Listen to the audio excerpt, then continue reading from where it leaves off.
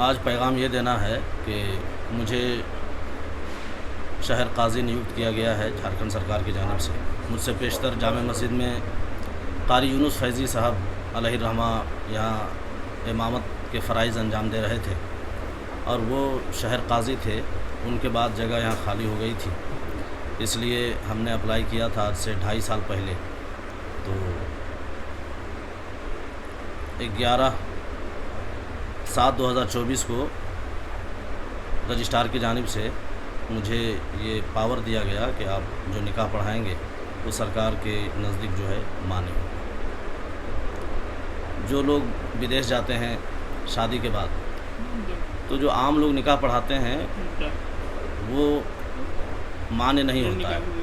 उसकी वजह से मियाँ बीवी वो माने नहीं जाएंगे जब तक कोई मैरिज रजिस्ट्रार अपने तौर से लिख करके ना दे दे, तब तक वो बाहर नहीं जा सकते। इसलिए ज़रूरत पड़ती है हर शहर में शहर काजी की। तो यहाँ भी ज़रूरत थी और वो मुझे पद हासिल हुआ है।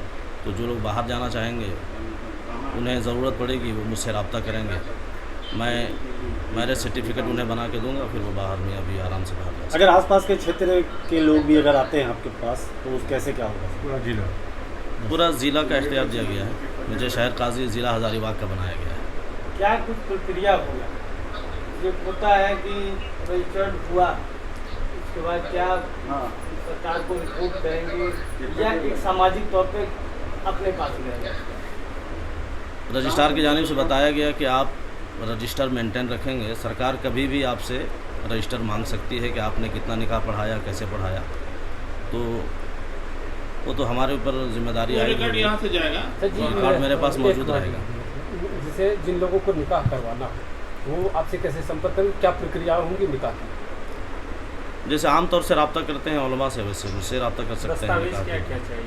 दस्तावेज़ में दूल्हा दुल्हन का आधार कार्ड और जो गवाह बनेंगे उनका भी आधार कार्ड चाहिए। अंडर एज का निकाह यहाँ नहीं होगा।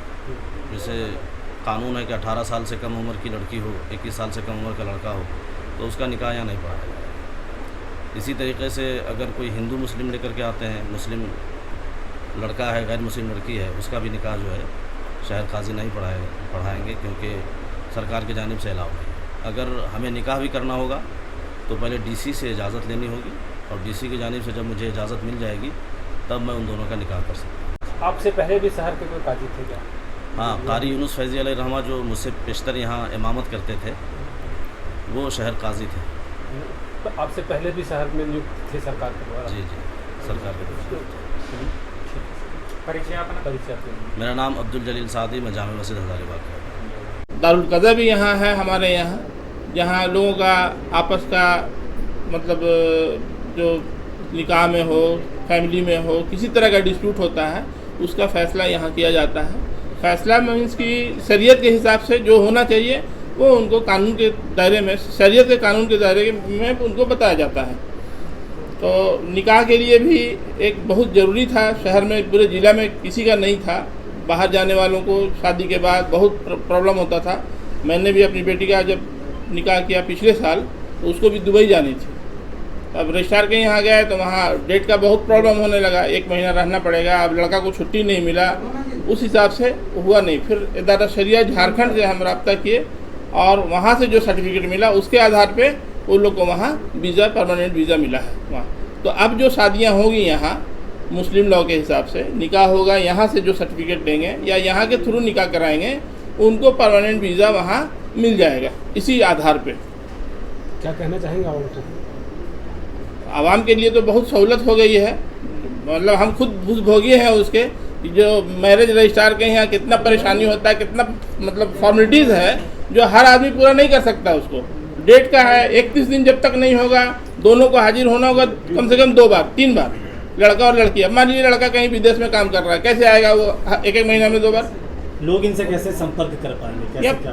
लोग आते हैं यहाँ जामा मस्जिद में संपर्क करते हैं, हमको निकाह कराना है, शादी है हमारे यहाँ, कार्ड भेजते हैं, यहाँ अपना एड्रेस देते हैं, तो इमाम साहब जाते हैं, मुफ्ती साहब वहाँ, और शादी होती है वैसे। तो पहले जो शादी होती थी तो सर्टिफिकेट नहीं दे पाते थे। ये सर्टिफिकेट जो देते थे वो आपके सरकार के नज़र में मान्य नहीं था, लेकिन अब जो सर्टिफिकेट देंगे वो सरकार के नज़र में मान्य है। और उससे सारा काम उनका आसान हो जाएगा। मैं इरफान अहमद दारुल कज़ा इंतज़ामिया कमेटी का प्रेसिडेंट हूँ, अध्यक्ष। N4 news Bharat.